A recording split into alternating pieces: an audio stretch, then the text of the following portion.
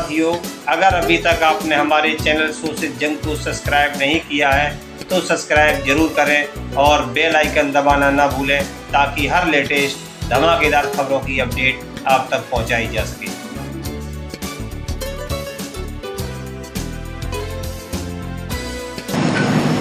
और फिर मुझे वो अंबेडकर जी के 3 शब्द याद आए, एजुकेट, एजुकेट, ऑर्गेनाइज। और मैं सोच रहा था कि अंबेडकर जी ने जब ये शब्द लिखे या बोले तो उसके पीछे सोच होगी, और मेरे दिमाग में सवाल उठा कि इन शब्दों का जो ऑर्डर है, सबसे पहले एजुकेट, उसके बाद में एजुकेट और उसके बाद में ऑर्गेनाइज। मतलब अगर आप अपने आप को एजुकेट नहीं करोगे, और एजुकेट का मतलब यह नहीं कि आप स्कूल और कॉलेज चले गए, एजुकेट का मतलब कि आप सिचुएशन को अच्छी तरह समझ रहे हो, जो आपके चारों तरफ हो रहा है उसको आप अच्छी तरह समझ रहे हो, जो फोर्सेस चल रही हैं, जो शक्तियां घूम रही हैं, उनको आप अच्छी तरह समझ रहे हो। मतलब यू आर ऑब्जर्विंग एक्यूरेटली कह दो उसको। उसके बाद ही एजुटेशन हो सकता है। उसके पहले अगर एजुटेशन शुरू हो गया तो उसका कोई मतलब नहीं है, क्योंकि उस एजुटेशन का कोई डायरेक्शन ही नहीं होगा। और फिर आपने बिना ऑर्गेनाइजेशन के एजुटेट कर दिया तो वो जो एजुटेशन है उसका जो पावर है वो ट्रांसमिट नहीं होगा। तो इसमें एक लॉजिक है। और फिर मैं सोच रहा था, जिसको आजकल मैं 90% कहता हूं, उसमें आप दलित वर्ग जोड़ दीजिए, उसमें आप ओबीसी वर्ग जोड़ दीजिए, आदिवासी वर्ग जोड़ दीजिए, माइनॉरिटीज जोड़ दीजिए, और इसमें अगर आप और ऐड करना चाहते हैं उसमें आप 5% गरीब जनरल कास्ट भी जोड़ दीजिए। पूरा ऐड करेंगे तो 95%। और मैं सोच रहा था कि जब मैं छोटा था मैंने किंडरगार्टन से पोस्ट ग्रेजुएट किया। ठीक है, मैंने ग्रेजुएशन, पोस्ट ग्रेजुएशन हिंदुस्तान के बाहर किया, मगर स्कूल मेरा एजुकेशन पूरा हिंदुस्तान में था। और मैं सोच रहा था कि स्कूल एजुकेशन में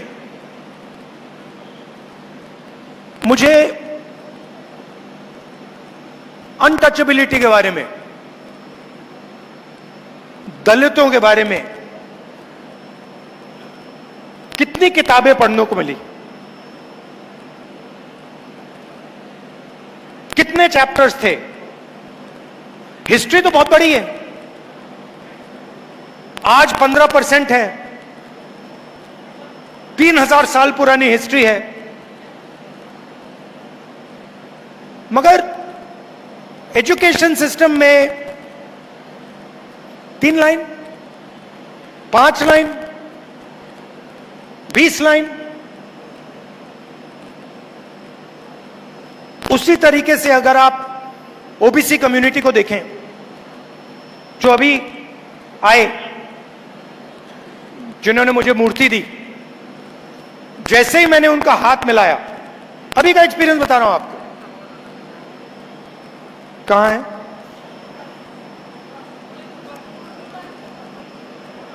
स्वप्निल कुमार जी कहां है?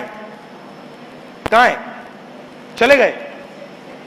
पीछे क्यों? उनको आगे लाइए ना। देखो यही है, पीछे कर दिया। जो हाथ से काम करता है वो पीछे है।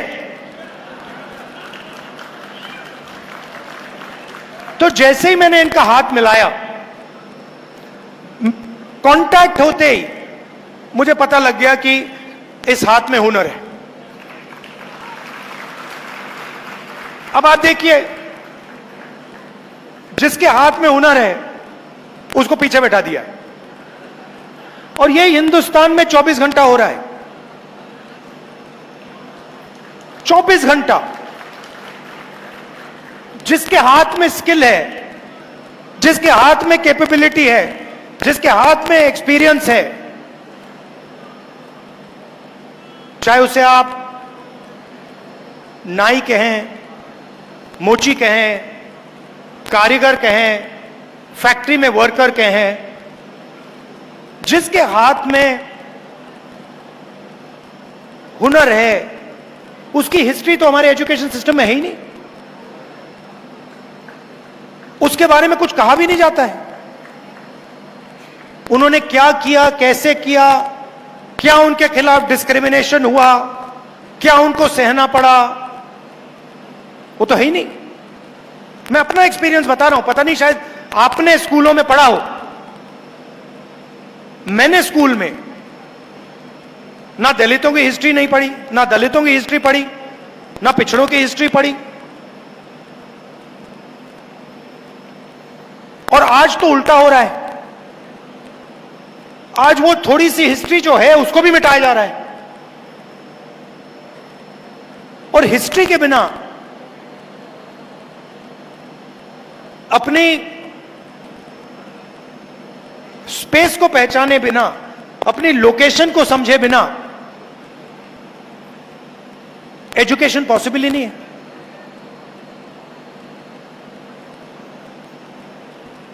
तो जब हम एजुकेशन की बात करते हैं तो फिर सवाल उठना चाहिए कि ठीक है भाई, एजुकेशन सिस्टम में किसका कंट्रोल है?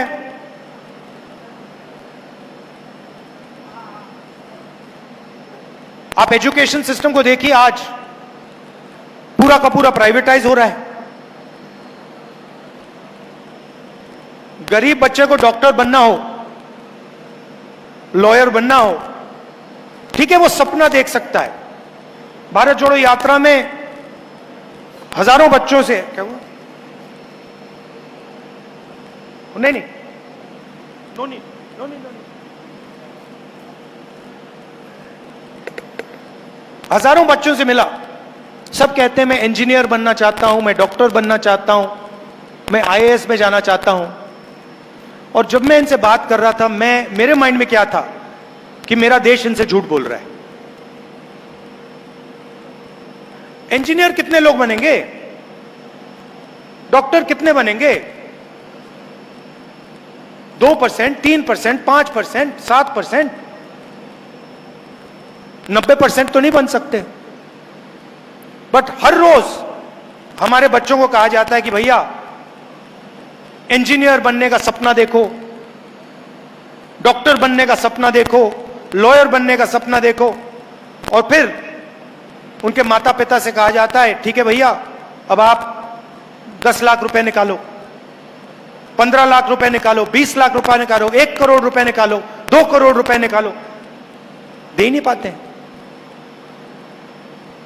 तो आपने इमेजिनेशन को दबा दिया, हिस्ट्री को दबा दिया, और एजुकेशन का जो सिस्टम है उसमें आप एंट्री नहीं देते हैं। और फिर लोग कहते हैं कि भैया सुपर पावर बनेगा। कहां से सुपर पावर बनेगा? 90% तो गेम ही नहीं खेल रहा है, 90% बाहर बैठा हुआ है, 5% लोग चला रहे हैं। अदानी जी जो भी बिजनेस खोलना चाहते हैं खोल सकते हैं, अंबानी जी हर बिजनेस में जा सकते हैं। मगर अगर ये कुम्हार जी जो मूर्ति बनाते हैं, अगर इन्होंने सपना देखना शुरू कर दिया कि भाई मैं दूसरे तरीके से मूर्ति बनाना चाहता हूं, मुझे थोड़ी फंडिंग की जरूरत है, 15 मिनट में पता लग जाएगा रास्ता बंद है।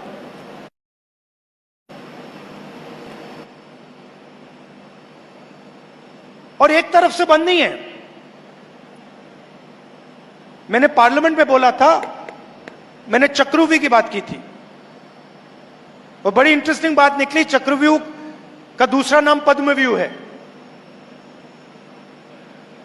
मतलब वो लोटस फॉर्मेशन है। अभिमन्यु को लोटस फॉर्मेशन ने मारा था। नॉर्मली उसको चक्रव्यूह कहा जाता है, वो पद्मव्यूह है, पद्म लोटस के शेप में है। और उसको भी 6 लोग चलाते थे। आज भी वही चक्रव्यूह है, पद्मव्यूह है, उसी को 6 लोग चला रहे हैं। और जो भी रास्ते थे, 90% के जो भी रास्ते थे, एक के बाद एक सिस्टमैटिकली बंद किए जा रहे हैं। हिस्ट्री बदली जा रही है। आप अगर आज किसी आरएसएस के वाइस चांसलर से पूछो, भाई हिंदुस्तान में अनटचेबिलिटी जैसी चीज थी, वो आपको कहेगा कभी नहीं थी।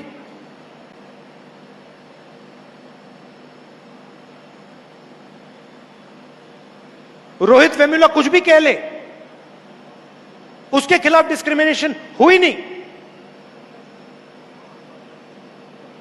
तो एजुकेशन का रास्ता बंद, इंडस्ट्री का रास्ता बंद। इंडस्ट्री में देख लीजिए, 250 सबसे बड़े बिजनेसमैन निकाल लीजिए, लिस्ट निकाल लीजिए, और मुझे बताइए उस लिस्ट में दलित कौन है, आदिवासी कौन है, पिछड़ा कौन है? एक भी नहीं। मैंने चेक किया, एक नहीं है उसमें। मैनेजमेंट टीम की लिस्ट निकालिए, अदानी, अंबानी, इन सब कंपनीज की मैनेजमेंट लिस्ट निकालिए। सीईओ को छोड़ दीजिए, ओनरशिप छोड़ दीजिए, मैनेजर्स निकालिए, और मुझे दिखाइए सीनियर मैनेजमेंट में जिनकी मतलब 1 करोड़, 2 करोड़, 50 लाख, 15 लाख वाली सैलरीज होती हैं, उसमें मुझे नाम दिखा दीजिए। एक नाम दलित का दिखा दीजिए, एक आदिवासी का दिखा दीजिए, एक पिछड़े वर्ग के व्यक्ति का दिखा दीजिए। नहीं मिलेगा। मीडिया की बात की मैंने, इनसे पूछिए, इनके मालिकों की लिस्ट निकालिए, 90% में से इनको एक नहीं, आपको एक नहीं मिलेगा। और फिर 24 घंटा मीडिया में ग्रोथ की बात होती है, प्रोग्रेस की बात होती है, सुपर पावर बनने की बात होती है, और 90% है ही नहीं कहीं। हाईकोर्ट देख लीजिए, जुडिशरी देख लीजिए, इंडस्ट्री देख लीजिए, इंटेलिजेंस एजेंसी देख लीजिए। अच्छा, मैंने लिस्ट निकाली आरएसएस के जो नॉमिनेटेड लोग हैं, हजारों लोग हैं उसमें, जो हिंदुस्तान का इंस्टीट्यूशनल इंफ्रास्ट्रक्चर में वो डालते हैं, संस्थाओं में डालते हैं। उसमें आपको एक दलित नहीं मिलेगा, एक आदिवासी नहीं मिलेगा, एक पिछड़ा ही मिलेगा। तो 90% के लिए सारे के सारे दरवाजे एक के बाद एक बंद हो रहे हैं। अग्निवीर क्या है? लोग कहते हैं अग्निवीर जवानों के लिए स्कीम है। अग्निवीर हिंदुस्तान के 90% लोगों के हाथ से पेंशन छीनने का स्कीम है। पहले अगर एक युवा आर्मी में जाता था, जवान बनता था, तो देश उसे कहता था कि देखिए, आपने देश को अपनी जिंदगी दी है, हम आपको प्रोटेक्शन देंगे, हम आपको पेंशन देंगे, कैंटीन देंगे, और अगर आपको कुछ हुआ, अगर आप शहीद हुए, तो हम आपको कॉम्पेंसेशन और शहीद का दर्जा देंगे। यह कमिटमेंट था हिंदुस्तान की सरकार का, और उसमें ज्यादा से ज्यादा 90% लोग हैं।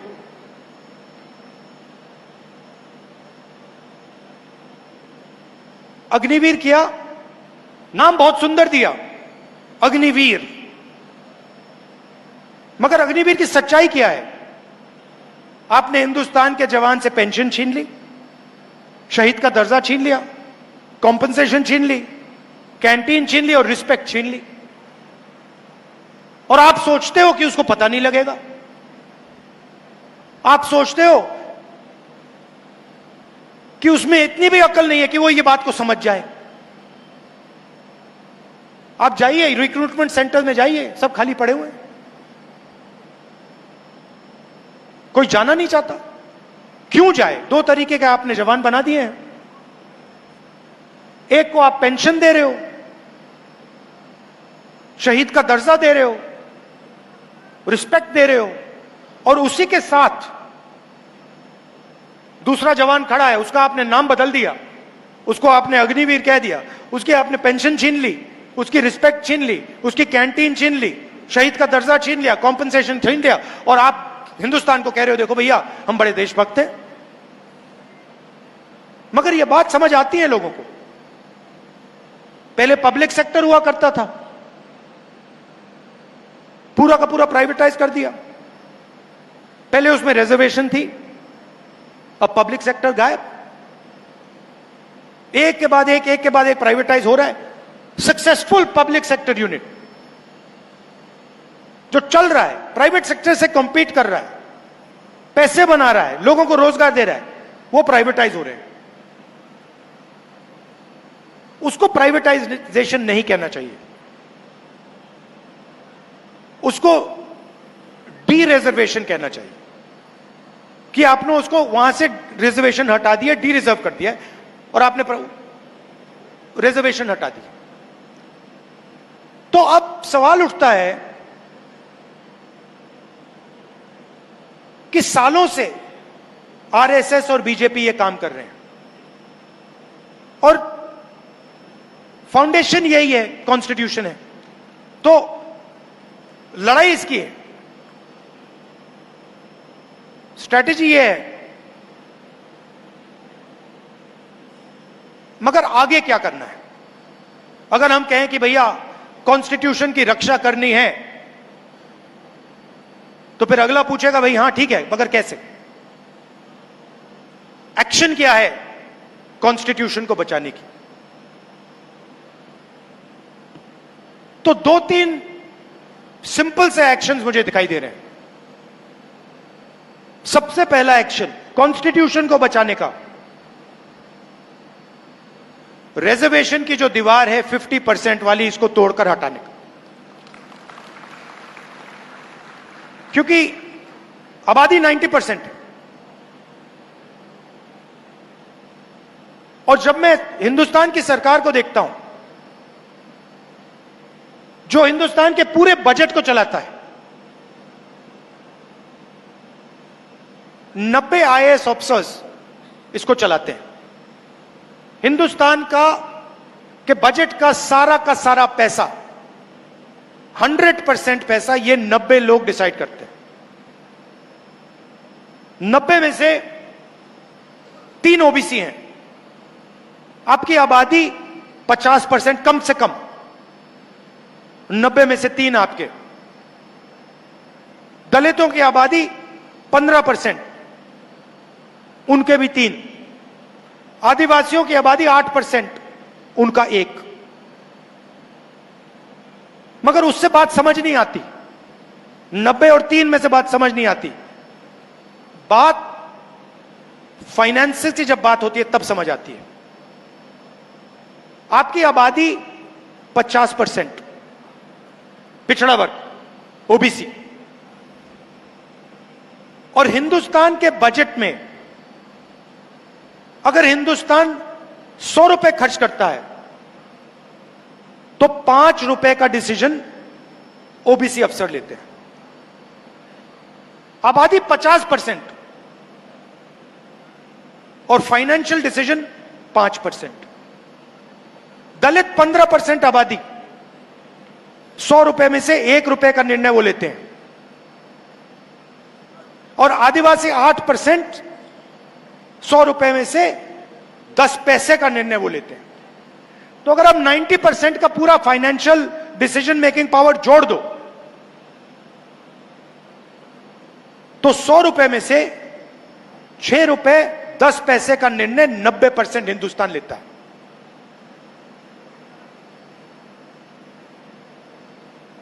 रुपए 10 पैसे 100 रुपए में से 90% डिसाइड करता है। तो दो चीजें तो बिल्कुल साफ है और मैंने पार्लियामेंट में कह दी है, और वो शुरुआत है। पहला कदम ये जो बैरियर है 50% का, इसको कांग्रेस पार्टी और इंडिया गठबंधन लोकसभा राज्यसभा में बदलेगा। और हम मतलब ऐसे वायदे नहीं करते हैं, आप जानते हो, जब हम कुछ कहते हैं हम करके दिखाते हैं। ये हमारा रेप्यूटेशन है। हमने कहा कन्याकुमारी से शुरू होगी, कश्मीर में बंद होगा, खत्म होगी। कन्याकुमारी से कश्मीर गए। तो पहला स्टेप, ये जो फॉल्स सीलिंग, आर्टिफिशियल सीलिंग लगा रखी है, इसको हटाना है। और दूसरा स्टेप, जिसको मैं क्रांतिकारी स्टेप कहता हूं, जाति जनगणना, कि यह पता लगाना है कि इस देश में पिछड़े वर्ग के लोग कितने हैं। आज कोई नहीं जानता। मैं कह रहा हूं 50% है, मगर लीगली कोई नहीं जानता। अगर आप मेरे पास आए और आपने कहा नहीं 10% है, तो लीगली आप भी सही हो, मैं भी सही हूं। जाति जनगणना के बाद आप मुझे कह नहीं पाओगे कि भैया आप 10% हो। मैं कहूंगा नहीं भैया 10 नहीं है, 50 है। दूसरी बात, जब हम जाति जनगणना की बात करते हैं, हम सिर्फ कास्ट सेंसस की बात नहीं करते हैं, हम इसमें दो और चीजें जोड़ना चाहते हैं। सबसे पहले, किसकी कितनी आबादी। दूसरा, इन अलग अलग वर्गों का हिंदुस्तान के फाइनेंशियल सिस्टम में कितनी पकड़ है, इनके हाथ में कितना धन है। दलितों के हाथ में कितना धन है, आदिवासियों के हाथ में कितना धन है, पिछड़ों के हाथ में कितना धन है। Socio economic survey. और उसके बाद जो मैं सोचता हूं उससे भी जरूरी, हिंदुस्तान की संस्थाओं में इन लोगों की कितनी पकड़ है। जुडिशियल सिस्टम में आदिवासी कितने हैं, दलित कितने हैं, पिछड़े कितने हैं, किस लेवल पे हैं। मीडिया में कितने हैं, किस लेवल पे हैं। ब्यूरोक्रेसी में कितने हैं। आईएएस ऑफिसर्स कहां कहां बैठे हैं, कौन कौन कहां है, कितना बजट कौन संभाल रहा है। एक प्रकार से जैसे जब किसी को चोट लगती है, हम कहते हैं भैया जाओ एक्सरे कराओ। अगर आपको चोट लगे और डॉक्टर ने कहा कि भैया एक्सरे कराओ, आप कभी मना करोगे? नहीं करोगे ना, कहोगे चोट लगी है, एक्सरे करानी है। तो जाति जनगणना एक्सरे है हिंदुस्तान का। हम उसके बारे में अभी कुछ कह नहीं रहे। हम पहले एक्सरे लेना चाहते हैं। हम जानते हैं कि चोट लगी है, हमें नहीं मालूम कि कंपाउंड फ्रैक्चर है, नॉर्मल फ्रैक्चर है, क्या है। हम जाति जनगणना इसलिए करना चाहते हैं, हम पता लगाना चाहते हैं कि एग्जैक्टली हो क्या रहा है। हमें पता लग रहा है कि दर्द है, वो दिख रहा है सबको। हम ये पता लगाना चाहते हैं कि इसका कारण क्या है। अब जैसे ही मैं जाति जनगणना की बात करता हूं, वैसे ही आरएसएस के लोग, बीजेपी के लोग सारे के सारे कहते हैं जाति जनगणना नहीं होना चाहिए। और मैं आपसे पूछना चाहता हूं, एक्सरे करवाने में क्या प्रॉब्लम है? सच्चाई निकालने में क्या प्रॉब्लम है आपको?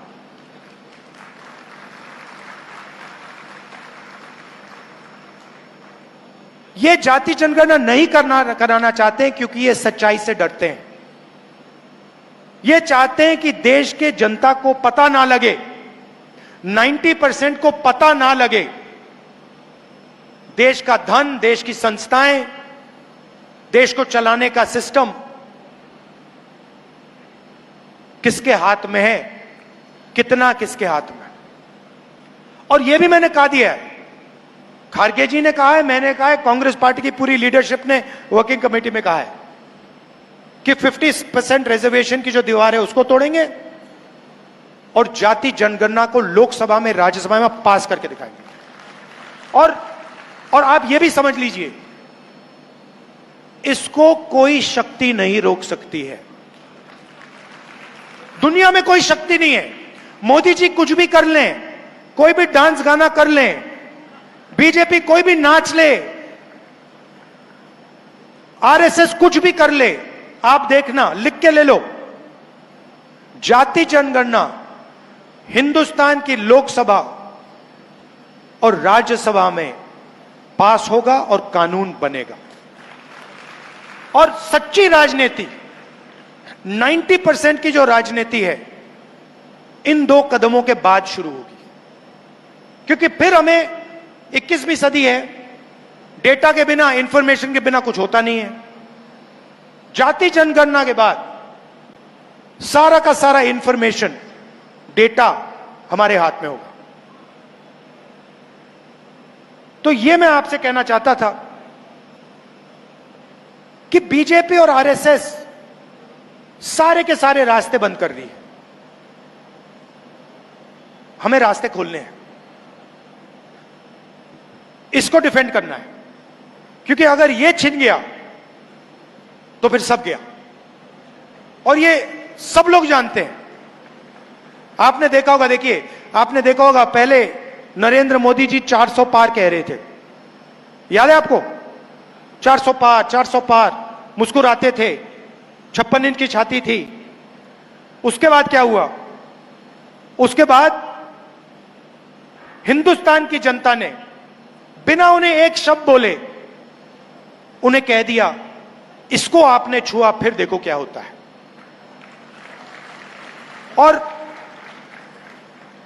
आप सबको बहुत अच्छा लगा जब नरेंद्र मोदी जी ने कॉन्स्टिट्यूशन को अपने सिर पे ऐसे लगाया। वो लगाना पड़ा, वो इस किताब को मानते नहीं है। हिंदुस्तान की जनता ने उन्हें कहा, भैया सिर झुकाओ और इसको अपने माथे पे लगाओ, और उनको करना पड़ा। यह है हिंदुस्तान की जनता की शक्ति और हिंदुस्तान की जनता का ज्ञान। वो समझते हैं, गरीब से गरीब व्यक्ति समझता है कि अगर यह चला गया तो सब कुछ चला गया, और इसको हम कभी जाने नहीं देंगे। ये कुछ भी कर लें, यह नहीं जाएगा यहां से।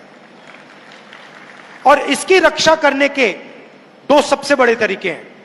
इसका प्रोटेक्शन करने के लिए दो सबसे बड़े तरीके हैं, जाति जनगणना और 50% की दीवार को तोड़ना।